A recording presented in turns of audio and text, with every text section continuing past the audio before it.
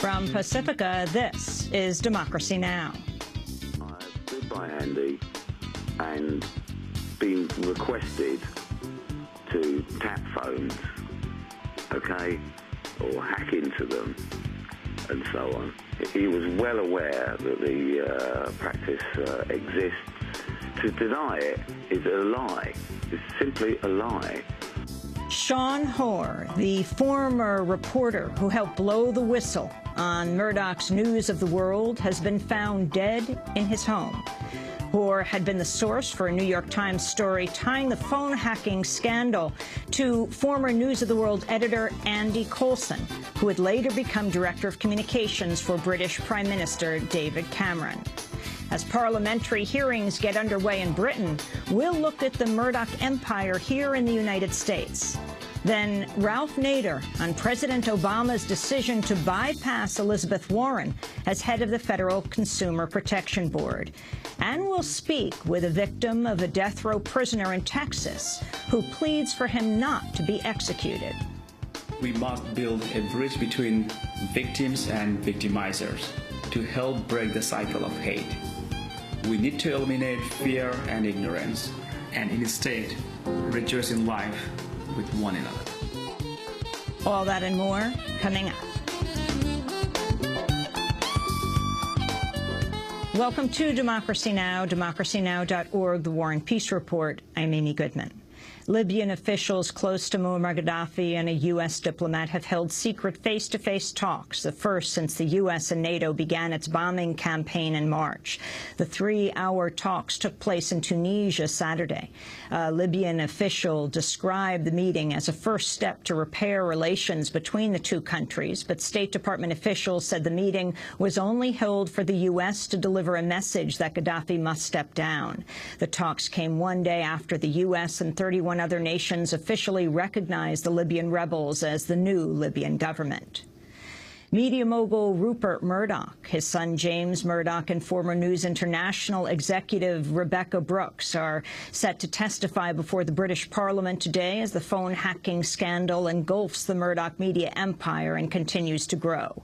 Today marks the first time Rupert Murdoch has faced questioning from British MPs in the 40 years he's owned several of Britain's largest newspapers. Today's hearing began with the questioning of 2 former senior police officials from Scotland Yard. The unprecedented hearing comes a day after another shocking development in the Murdoch scandal.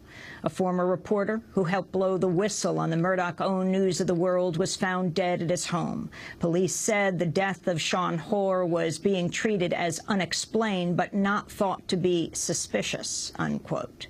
Hoare had been the source for a New York Times story tying the phone hacking to former News of the World editor Andy Coulson, who'd later become Director of Communications for British Prime Minister David Cameron. He was then arrested at the beginning of the scandal. We'll have more on the Murdoch scandal after headlines. Israeli Navy commanders have seized a French ship carrying pro-Palestinian activists and journalists bound for Gaza. The French ship Dignity Al-Karama set sail from Greece Saturday. Among its 16 passengers were activists from France, Canada, Greece, Sweden, and Tunisia. The ship was supposed to be part of a large international aid flotilla to Gaza, but none of the other ships managed to leave port due to sabotage and the Greek government. General David Petraeus handed over command of U.S. and NATO-led troops in Afghanistan Monday, a day after a tentative start was made to a gradual process of transferring security to Afghan forces. Petraeus is set to become the new head of the CIA. Lieutenant General John Allen has become the new commander of NATO forces in Afghanistan. It is my intention to maintain the momentum of this campaign, this great campaign on which we have embarked. I will continue to support in every way possible the recruiting, the training, the preparation and equipping, and the fielding and the employment of the Afghan National Security Forces. Authorities in Tunisia report a 14-year-old boy was killed by a stray bullet fired during a violent protest in the town where the Arab Spring movement first began. Protesters in Sidi Bouzid flung Molotov cocktails at security officers who responded by firing warning shots late Sunday night and into Monday morning. The clashes come as Tunisia prepares for significant October 23rd elections to create a body to draw up a new constitution. Residents in Sidi Bouzid have expressed frustration that the protests, which began in December over rising food prices and unemployment, have done little to change everyday life in Tunisia, despite triggering uprisings throughout the Middle East and North Africa. Prime Minister Beji Caid Essebsi denounced the recent unrest in Tunisia as a ruse orchestrated by extremists to derail the October elections and insisted the proceedings would go on. The Israeli government's moving forward on plans to build 336 new settlement homes in defiance of the international community. 294 of the homes will be built outside Jerusalem. Another 42 will be built outside of the West Bank city of Nablus. Palestinians said Israel's move to build more settlements hardened their resolve to seek statehood recognition from the United Nations. Hagit Ofran of the Israeli group Peace Now also criticized the new settlements. The government of Israel is expanding the settlements despite the fact that it's against the Israeli interest and against the declarations of the governments that we are going to peace. This construction in settlements now pushes the Palestinians to go unilaterally to the UN. A new Israeli law outlawing citizens and organizations from advocating for boycotts against any Israeli person or entity is drawing criticism from around the world as an attack on freedom of speech. Under the new law, any person, including journalists, calling for the boycott or divestment of Israel or the occupied West Bank can be sued by the boycott's targets without having to prove they sustained damage. Prominent Israeli columnist Ben Caspit, who is opposed to boycotts, denounced the new legislation, writing, quote, "This is a blatant and a resounding shutting of people's mouths. This is a thought police. There is no choice but to use this word. Fascism at its worst is raging," he wrote. The Jewish daily newspaper The Forward issued an editorial claiming, quote, "A boycott can be a legitimate use of nonviolent protest to achieve a worthy goal," unquote. The editors of the paper then drew a line through the sentence along with several others to illustrate the type of reasonable thoughts that will be punishable under the new law. Undercover police in South Korea have arrested 3 leading figures in a peaceful movement to oppose the construction of a strategic military base on one of the nation's pristine islands. Popular resistance to the naval base on Jeju Island has been ongoing since plans for the project were announced 5 years ago. The project would lead to the construction of an expansive base which would be home to 20 warships and submarines and would serve as a strategic component in the U.S. military sea-based ballistic missile defense system. In economic news, Borders, the nation's second-largest bookstore chain, has announced it plans to shut down its remaining 400 stores and eliminate nearly 11,000 jobs. The store was founded in 1971 in Ann Arbor, Michigan. Meanwhile, Cisco Systems has announced plans to cut its workforce by 11,500 employees.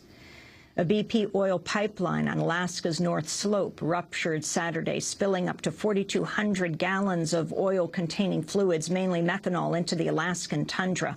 ProPublica reports the section of pipeline that leaked was flagged by BP officials more than a year ago as so corroded it presented an imminent threat of rupture. Meanwhile, there's been another oil spill in Montana. Up to 630 gallons of crude had spilled at an oil field in the Blackfeet Indian Reservation. The oil line may have been leaking for 10 to 14 days before a neighboring landowner reported it last week. In other news from Montana, the Associated Press has revealed federal regulators knew potentially contaminated bark and wood chips were being sold from a Superfund site in the asbestos-tainted town of Libby, Montana, for 3 years before they stopped the practice.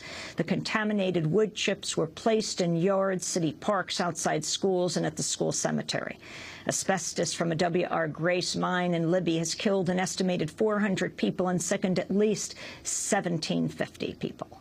A new report finds people of color are disproportionately targeted for crimes motivated by sexual orientation, gender identity and expression, and HIV status. According to the latest annual report from the National Coalition of Anti-Violence Programs, 27 anti-LGBT murders occurred in 2010, the second highest annual total recorded in 15 years.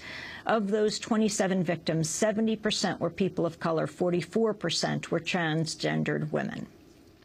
Authorities are warning the heat wave currently gripping states in the Midwest could prove deadly. The heat index in parts of Minnesota reached 123 degrees Fahrenheit Monday.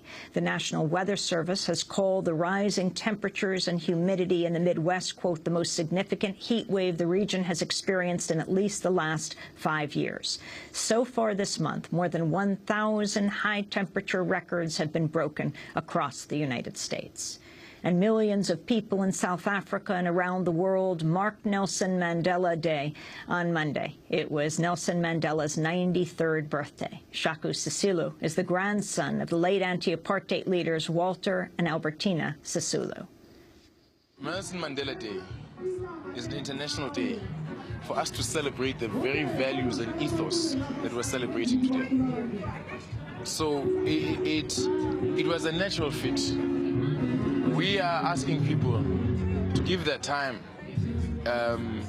in developing their communities, their broader communities. Sometimes, we are in an enclave, you think that the rest of the society isn't. But we're asking people to contribute their time and to think about it. And that's exactly what Nelson Mandela Day is all about. That's exactly what the legacy of Mr. Nelson Mandela himself is. His grandmother, Albertina Sisulu, died just last month. And those are some of the headlines. This is Democracy Now!, democracynow.org, The War and Peace Report. I'm Amy Goodman.